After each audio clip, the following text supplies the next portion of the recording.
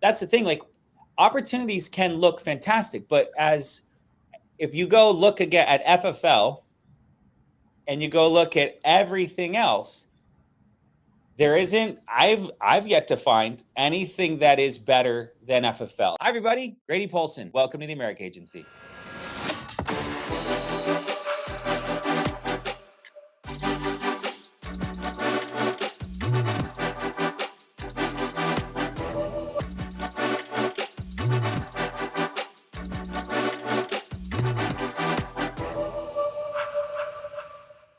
Hello, everybody. Grady Polson, the America Agency. So excited to have Monserat Vargas on with us. To be totally honest, I heard your name at convention when Nina was like, "Oh, that's Monserat. She's a rock star." And then I was like, I saw you in the hallway, and I was like, "Hey, I'd love to have you on a call in the future. Can I get your number?"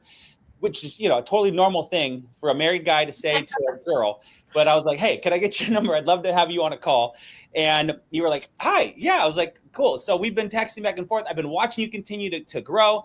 I saw you on corporate calls last week or a couple weeks ago, and you crushed those. And it's exciting to see what you've done. But I think what happens is people go, "Well, look at her now."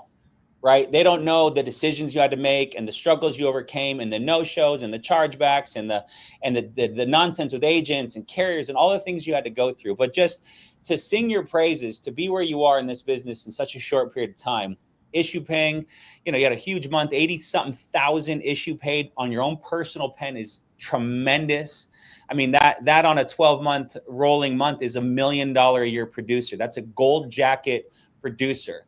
And that's something that there's, we have 10, 15 a year in our company of 20 plus thousand writing agents. So you have that sort of mindset and track record speaks volumes of who you are.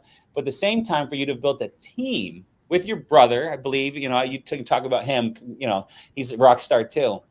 Your parents just mint winners. But to have, you're doing this with your family, but to have your agency doing nearly $400,000 already is nothing short of just making it happen. And I'd love to pass it over to you. You seem you got a lot of fans already, a lot of support, a lot of love, which is always great. But don't, support her and be proud of her. But also, as you're listening to her talk over the next little bit here, say to yourself, what 1, 2, 3 things can I pull out of her mindset, her attitude, her disciplines that I can immediately implement into my life, into my business? So without further ado, how are you doing today? Good. I'm feeling good. I'm excited. It's just like I like this type of energy. I like to get on these and make an impact, help more people get going with a lot more. Because I believe anybody in this industry can do absolutely anything, right? It's just about taking that action forward. Agreed. I completely agree. So give us give us the backstory. How'd you find insurance? What did you do? Were you a sales machine before? Did you, what all of a sudden turned, kind of give us a timeline from where you learned about insurance or before that, what all the things kind of leading to where we are today. So before I got into insurance, I was a medical assistant. So I wasn't in sales. I didn't know a single thing about sales. I didn't know a single thing about life insurance at all.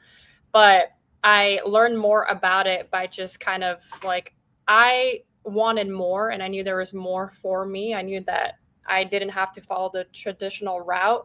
And necessarily, it's not even traditional. It was just more of that's the only way that was open for me. And I still had to put in the work even to get into that position as well. But I learned more about more opportunity by just like seeking it. And I saw it online because that's where I was like most of the time already. So it's like I saw people posting about just a simple number. I didn't know what it was. Nobody talked about it being life insurance. But at the end of the day, I felt like this was an opportunity for me that I can go into and just showcase what I've been wanting to get out of like any opportunity where I'm putting in the work, right? I'm putting in the time, the effort, the hours. Like, this is what I want to showcase for, and what can I make happen when it's just my ability, my want, my desire to make happen. Amen. And before I was in insurance, I went to school. I went to university for a year, and that's where I still majored in like pre-health biology to go into just the health field. But I played sports my whole life. So I was a soccer player my whole life. And I think a lot of those um, a lot of those characteristics really play a role in what I'm doing now as well, because I was extremely competitive on the field. I felt like if I'm putting in all this time and effort, I want to be the greatest. Because if I'm not, it's like, well, somebody's going to have to be the best. And I want to be able to still be that person and help more people and help them understand that they can be right alongside like each other. I can help build more people and to see their potential into what they can do on this field.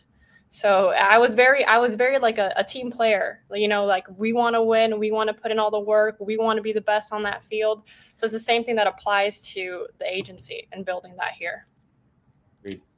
Amen. I mean, there's a lot of successful people come out of sports, right? Because you've got to push yourself. Or people that are big into like bodybuilding and exercise, and because there's such a level of you have to push yourself when no one else is watching, right? Do you want to stay on the team? Sure, but you could have chosen to be in the middle of the team or been a sub or an alternate. But if you're like, I want to be the best, I want to be starting, I want to be striker, I want to score the goals, I want people to be cheering. I mean, there's a level of practice and ball skill and time and body care. Like my son plays soccer, which is why I'm mildly knowledgeable about soccer, and he's getting the club, and he's right now playing more video games than he is practicing, and I want to shave his head, but that's just for me to deal with as he's 9, so to not be crazy. But I hear you, and I'm like, okay, there's the things we want to instill in our children are things that are going to benefit them later in life, and it's important to push but still parent. And so there's a lot of great messages I'm pulling out of what you're saying already, so love that.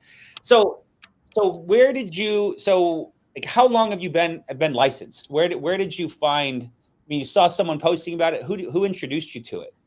So I was at a captive company when I first got into insurance. So I started there for about 3 months, and I loved the insurance. Like I loved the space. I understood what the goal was and how to help people, and also obviously like the difference in that. But even with being in a captive company, I still knew that there was more potential within the industry and to just like be able to even make a greater impact. So I learned a lot on like doing my own research when I was there as well about life insurance, the industry, becoming a broker, and I seeked it. So I was like, okay, I got to make sure that we move forward.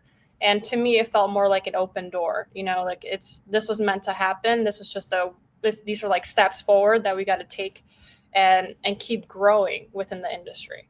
And so when me and my brother first started, I brought him into the captive company, and it was just more of like, I knew this type of opportunity was going to help us because we were determined on making it happen. Like nobody was going to tell us you're out of this, or like you can't do this, like you can no longer put in the time, the effort. It was based off of our own work ethic, right? And so we ended up moving to Florida, and we just packed our stuff up. I told my brother, I was like, hey, we got to go down to Florida. This is where Jay had the original Nonstop agency, right? So that's where everything started. And I knew nothing about the industry. Like I didn't know any other agencies. Like I just knew we had an opportunity in front of us. We had to make it work, and we were going to make it work. So we flew down, packed our bags, didn't tell a single soul. It was like, if we don't take that step forward, nothing's going to change. We're going to be in a consistent, it felt like we were drowning. That's how I felt when I first started. Like I felt like I didn't have any open doors. I always felt like I was left out of opportunity. Like I had to find a way. And so going down to Florida and like going throughout all those full months, I mean, we were sleeping on floors. We were just doing whatever we had to do. We were in office from like 7 in the morning, and then we were there till like 11 p.m. at night. And we were calling just whatever leads we were handed over. It didn't matter. At the end of the day, it's like we had a long-term vision as to what we can make happen. And over time, we were going to learn what we were able to make happen. We were going to be introduced, more doors were going to open up. And right now, our main focus was just to be able to utilize like our own time, our efforts to just like create something of ourselves. It's awesome. Circling back to your captive company, Yeah. when you first saw that, it looked like a great opportunity, right? 100%.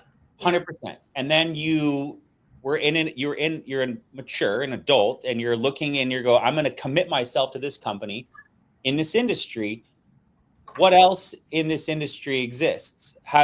This seems great, but is this the best opportunity for me? Because that's the thing, like opportunities can look fantastic, but if you go look again at FFL and you go look at everything else, there isn't, I've yet to find anything that is better than FFL. And I think that's really a testament to Sean and his desire to go, how do I create I always used to make the adage of Amazon. How do I make the Amazon of insurance where I don't need to have huge chunks off of the sales reps? I can make just a little bit. They make as much as possible. I just need a little bit to manage, but that little bit can turn to something enormous if we take care of the agents first, right? I can't think of any other store that my wife shops at more than Amazon or myself, right? And that because of the ease and the price that they've made it for us. And so when you look at that, you're looking at the captive company and going, well, hold on. There's this whole other opportunity in insurance. I need to make the best decision for myself. Now, so how did that happen before you're down in Tampa, right? How did you're in your month 2, you're going, okay, I'm making 30% off these old leads and I'm having to, or whatever their commission splits were back at that company. How did you see FFL and go, I need to talk to Jay and find out more about the rest of this world?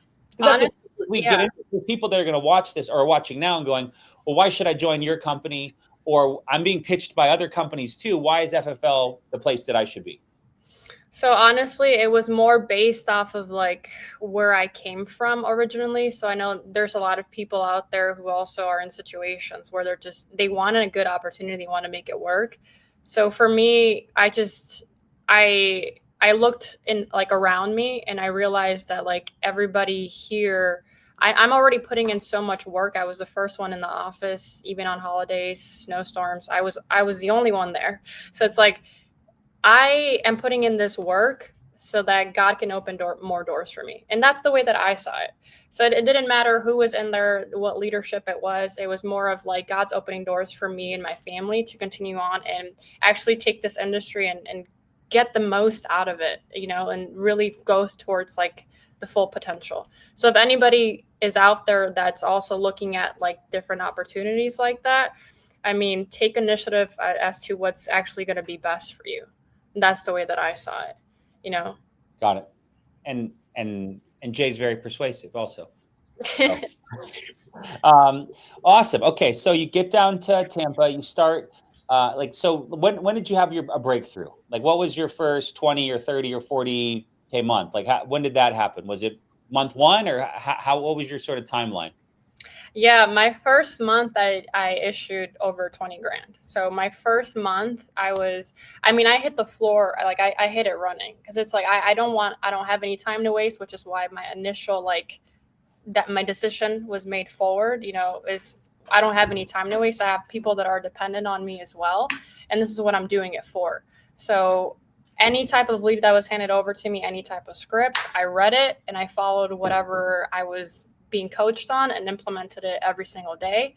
And at the same time, I had somebody else dependent on me from day one. So it's like I had no room for excuses. I had no room to just try to wait a little bit to take action. It was like I'm taking action every single day. So first month was 20 grand, but obviously like everybody's going to vary in where they come from.